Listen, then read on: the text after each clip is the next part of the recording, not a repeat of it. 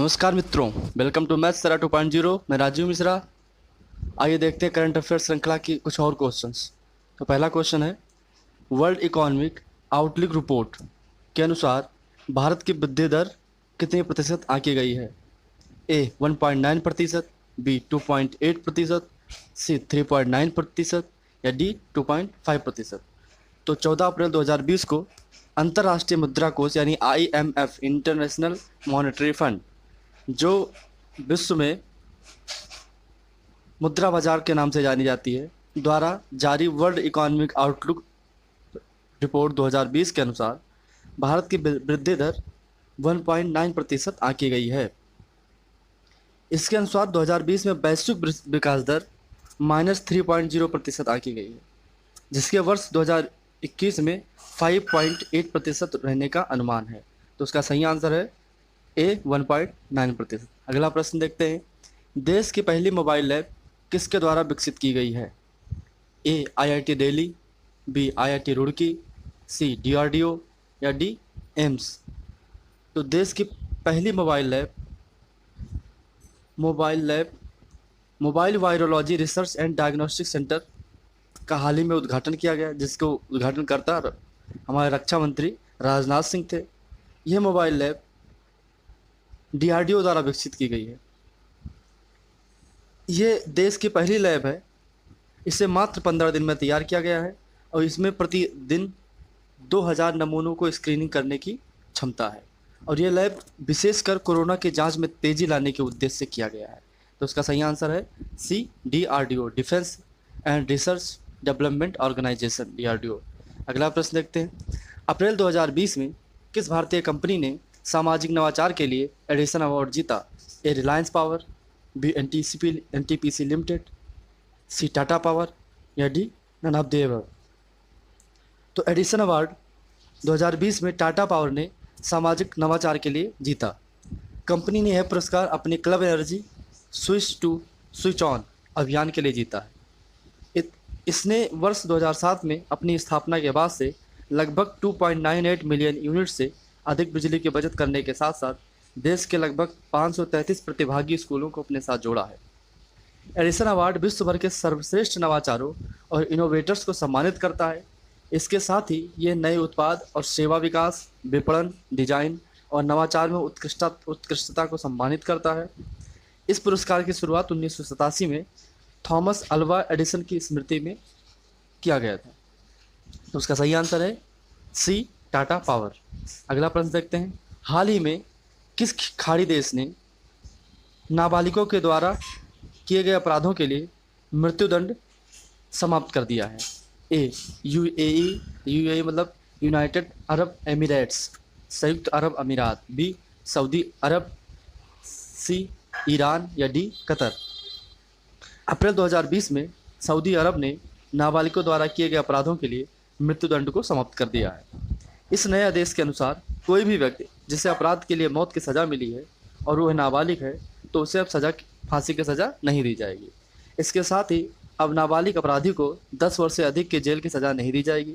इससे पूर्व सऊदी अरब ने सज़ा के रूप में कोड़े मारने को समाप्त कर दिया था। तो इसका सही आंसर है बी सऊदी अरब। अगला प्रश्न देखते हैं, विश्व बौद्धिक संपदा दिवस कब मनाया जाता है? ए 26 अप्रैल, बी 27 अप्रैल, सी 24 अप्रैल या डी 28 अप्रैल। 26 अप्रैल 2020 को संपूर्ण विश्व में विश्व बौद्धिक संपदा दिवस यानी वर्ल्ड इंटेलेक्चुअल प्रॉपर्टी डे मनाया गया। इसका मुख्य विषय था innovate for a green future. उद्देश्य बौद्धिक संपदा के अधिकारों जैसे पेटेंट, ट्रेड के प्रति लोगों को जागरूक करना है। विश्व बौद्धिक संपदा संगठन यानी वीपो, वर्ल्ड इंटेलेक्चुअल प्रॉपर्टी ऑर्गेनाइजेशन ने वर्ष 2000 में प्रतिवर्ष 26 अप्रैल को इस दिवस को मनाने की घोषणा की थी। गौरतलब है, वीपो संयुक्त राष्ट्र के 15 विशिष्ट एजेंसियों में से एक है। इसकी स्थापना 14 जुलाई 1967 को हुई थी। इसका मुख्यालय जेनेवा, स्विट्जरलैंड में। तो इसका सही आंसर है ए 26 अप्रैल। अगला प्रश्न देखते हैं, राष्ट्रीय पंचायती राज दिवस कब मनाया जाता है? ये बड़ा ही इंटरेस्टिंग क्वेश्चन है मित्रों। हाल ही में हमारे प्रधानमंत्री ने पंचायतों को संबोधित किया था। तो 24 अप्रैल 2020 को देश भर में राष्ट्रीय पंचायती दिवस मनाया गया। 73वां संविधान संशोधन अधिनियम 1992 के तहत पंचायती राज को ग्राम, मध्यवर्ती और जिला स्तरीय पंचायतों के माध्यम से संस्थागत रूप प्रदान किया गया। इससे पहले इनको संवैधानिक दर्जा प्राप्त नहीं था। ये अधिनियम 24 अप्रैल 1993 को लागू हुआ। अतः इसी दिन वर्षगांठ के रूप में प्रतिदिवस यह दिवस मनाया जाता है। पहली बार यह दिवस वर्ष 2010 में मनाया गया था। इस अवसर पर भारत के प्रधानमंत्री ने वीडियो कॉन्फ्रेंसिंग के माध्यम से देश भर की ग्राम पंचायतों को संबोधित किया। इसके साथ ही उन्होंने ई ग्राम, स्वराज पोर्टल और मोबाइल ऐप का शुभारंभ किया। तो इसका सही आंसर है ए 24 अप्रैल। 24 अप्रैल का दिन भारत के इतिहास में दो और मुख्य चीज़ों के लिए जाना जाता है। पहला, बहुप्रतिष्ठित केशवानंद भारती मामले का फैसला 24 अप्रैल को ही आया था, माननीय सुप्रीम कोर्ट ने दिया था, जिसमें संविधान के मूल ढांचे की परिकल्पना की गई। और दूसरा, हमारे मास्टर ब्लास्टर सचिन तेंदुलकर जी की जन्मदिन है उस दिन। तो 24 अप्रैल 3 मुख्य बातों के लिए जाना जाता है। फिलहाल इस प्रश्न में राष्ट्रीय पंचायती राज दिवस के लिए जाना जाता है। तो राष्ट्रीय पंचायती राज दिवस कब मनाया जाता है? ए 24 अप्रैल। अगला प्रश्न देखते हैं। सटलिंग टू द टॉप पुस्तक के लेखक कौन है? अप्रैल 2020 में shuttling to the top the story of PV Sindhu का विमोचन किया गया। इस पुस्तक के लेखक प्रसिद्ध खेल पत्रकार बी कृष्णास्वामी हैं। इस पुस्तक में बैडमिंटन खिलाड़ी पीवी संधू के प्रारंभिक जीवन से विश्व चैंपियन बनने तक की यात्रा के विषय में उल्लेख किया गया है। यह पुस्तक हार्पर कॉलिंस पब्लिशर्स इंडिया द्वारा प्रकाशित है। उल्लेखनीय है, सिंधु ओलंपिक में रजत पदक जीतने वाली भारत की पहली और एकमात्र महिला खिलाड़ी के साथ फोर्ब्स की विश्व के सबसे अधिक कमाई करने वाली महिला एथलीट के सूची में शामिल एकमात्र भारतीय हैं। तो उसका सही आंसर है वी कृष्णास्वामी।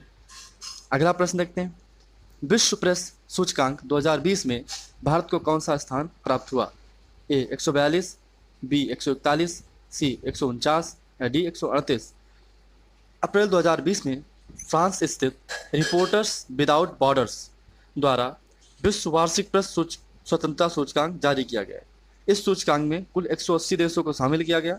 इस सूचकांक में नॉर्वे को शीर्ष स्थान प्राप्त हुआ, फिनलैंड दूसरे, डेनमार्क तीसरे और स्वीडन चौथे स्थान पर था।